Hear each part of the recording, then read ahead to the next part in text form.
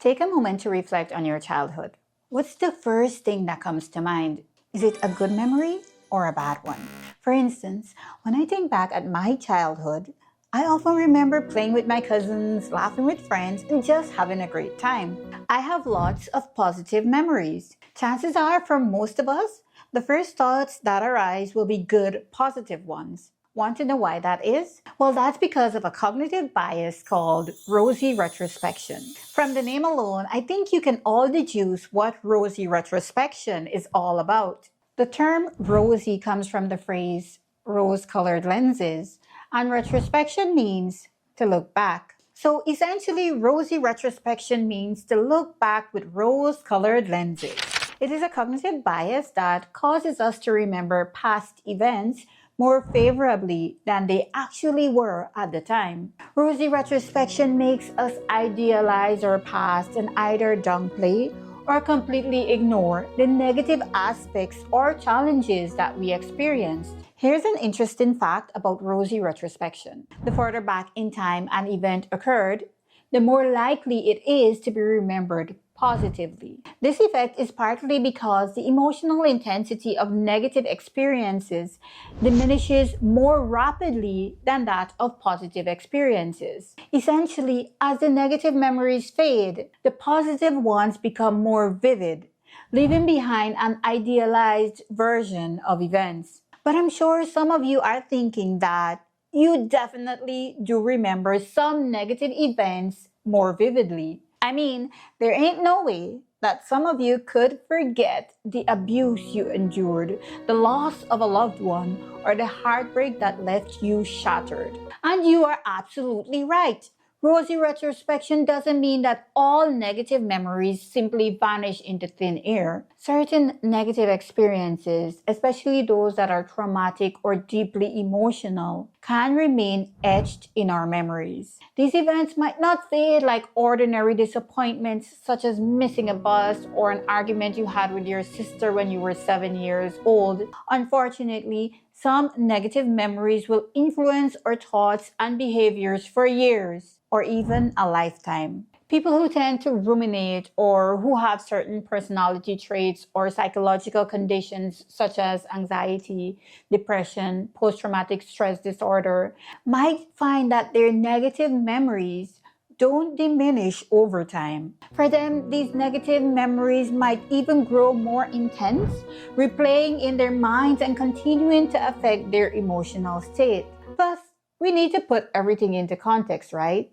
For instance, if you're feeling angry and overwhelmed in your marriage, you're more likely to recall the negative events that occurred. Conversely, in moments of contentment, your mind might naturally gravitate towards positive memories. So when does Rosyretrospection tend to occur? Well, if you're going through a major life transition or you're experiencing high levels of stress, you're more likely going to be doing a whole lot of Rosyretrospection. You see, Rosyretrospection serves as a coping mechanism to deal with current dissatisfaction or stress. Essentially, we compare the worst part of our present situation with the best part of our past. The more challenging or unsatisfying the present, the more likely we are to look back on the past with a rosy view. I'm pretty sure you may have heard older persons refer to the past as the golden era, completely glossing over any challenges they experienced. The more disdain they have for the present, the more likely they'll be to glorify the past. Plus, we all have those friends who tend to reinforce Rosyretrospection. You know who I'm talking about, right? Those friends who can sit with us for hours, reminiscing about the past. They'll remind you of all the fun you had, the carefree moments, the laughter, while conveniently skipping over any hardships or struggles you might have faced together. It's as if the past becomes a sort of safe haven, a place where things were simpler and more joyful. I myself am quite guilty of this. When I moved to Canada, life was initially very challenging for me. I discuss more about these challenges in this video right here. And I have to admit, I had a whole lot of Rosyretrospection going on. Well, at least until I realized this. Idealizing the past too much can prevent me from fully engaging and improving my present situation.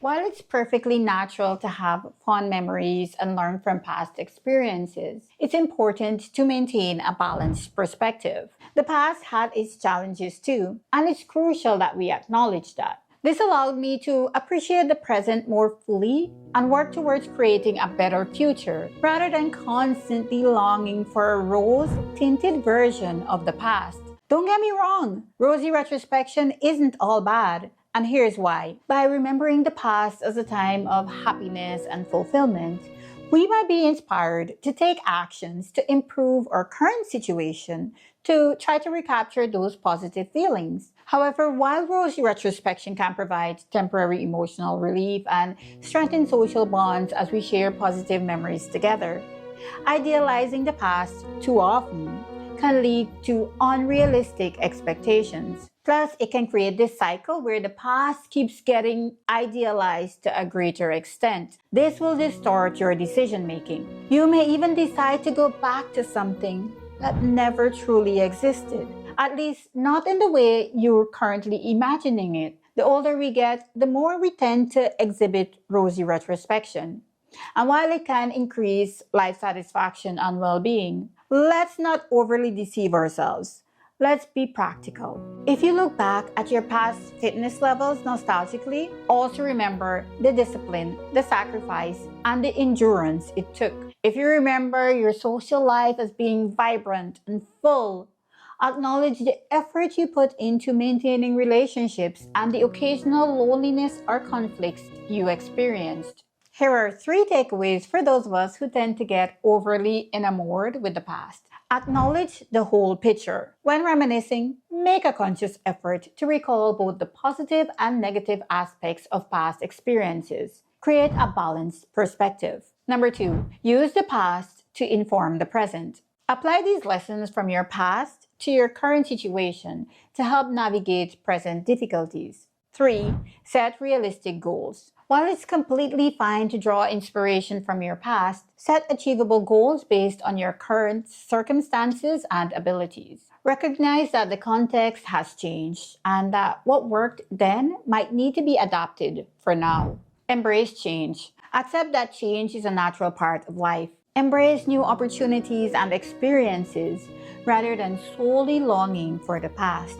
Cultivate gratitude. Focus on what you are grateful for in your present life. This can help shift your attention from idealizing the past to appreciating the now. Here's a quote for you to remember. Being stuck in the past is like walking forward with your back facing the front. You'll always miss out on what's in front of you. Don't wait to appreciate your present until it becomes your past. Check out this video to learn the 10 traps that keep you stuck in life.